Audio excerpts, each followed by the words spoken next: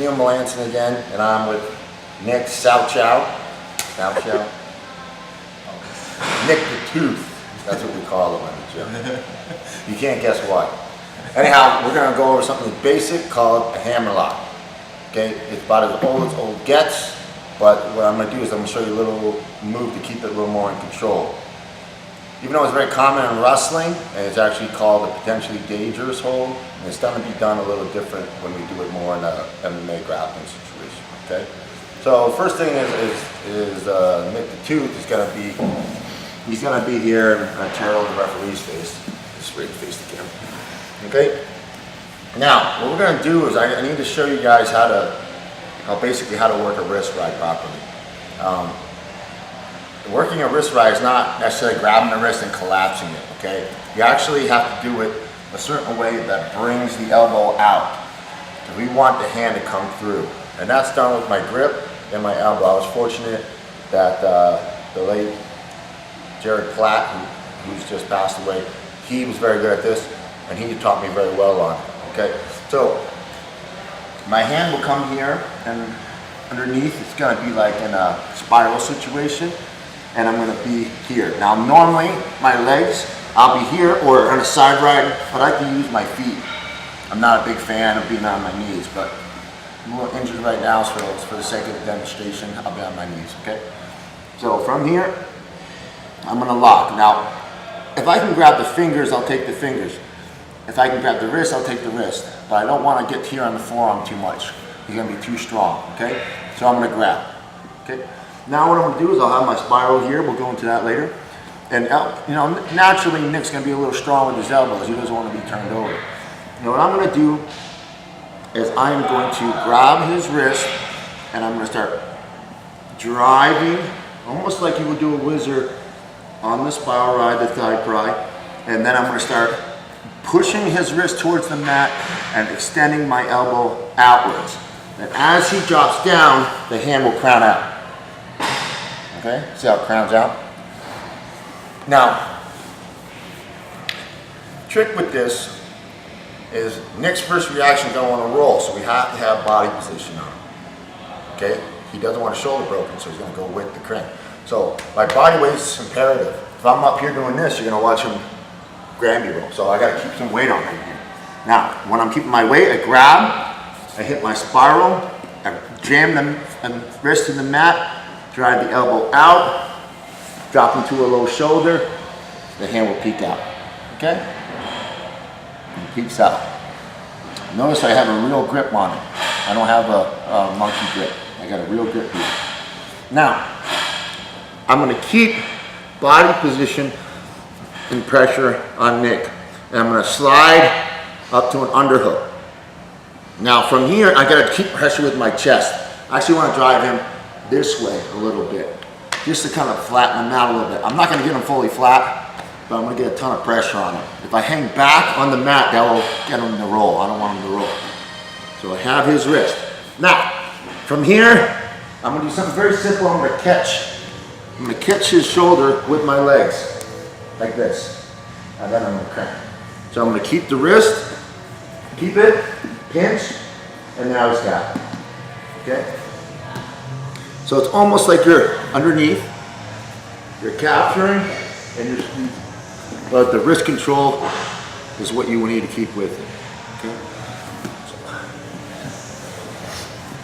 show you that part one more time. I'm here in a ride. Reach in for the wrist. As I spiral, pin the wrist down, run the elbow, he drops down to a low shoulder. I keep my weight on him. I slide up from my underhook, use the legs, and transfer weight to his body. Okay, you okay? Yeah. From here, my knee comes over and over. And now I pull. That pressure, using your feet, not being on your knees, will get you a hell of a finish. Okay. So let's look at the spiral now. Now, a lot of guys just kind of do a tight waist and you pull it down. And that's not wrong. That's definitely not wrong. Me personally, I like to get some good pressure, and instead of just pulling off to the side, I like to stretch out. And the reason for this is because if I create a lot of space here, it's easy for me to throw a leg hook in as well. So I can set up taking his back. I just pull him to the side and his elbows and knee is tight, and now I'm not gonna be able to get that option, okay? So watch this hand during the setup, get the wrist, I drive, he goes down, catch, and finish, okay? Now, if you're telling me, hey coach, I'm having a tough time getting that wrist right, grabbing control of his wrist, my answer is yeah, he doesn't want you to grab his wrist, okay? So we have to get focused now, backtrack, and focus a little more on the spiral itself, okay? Here's the counter. Now, a lot of times, someone, and the good guys are here, they're gonna keep their hand out, okay? So, you're not gonna be able to grab, okay? So, you can use the claw, or you can use the near side underhook. For sake of argument, let's just use the near side underhook. Okay, so when I'm here, I'm gonna go to my spiral, and I'm gonna go to my underhook. Real life, I'll be off my knees, and I'll be running it. Okay, for the sake of demonstration, okay, I'm gonna stay on my knees, and I'm gonna pull. Pull them out. There's my wrist, goes behind, and there's my finish. Especially if he's strong, the leg pressure is actually going to be pretty intense. So if I'm in this position, I go under, I grab, and lock. And I finish.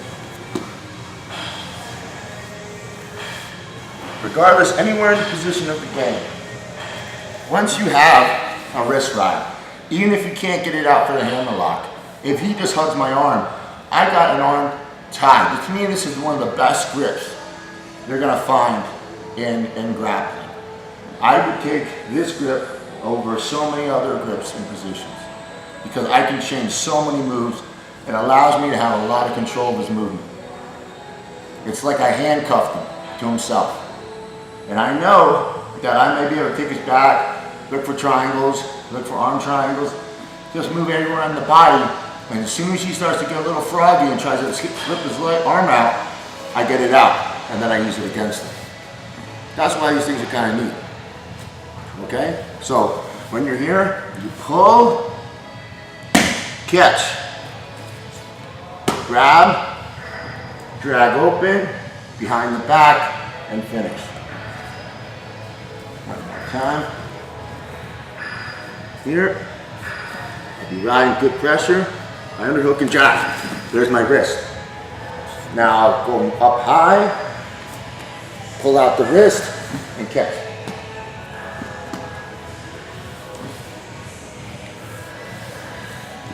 And that's a version of how I like to do a hammerlock from the referees or turtle position.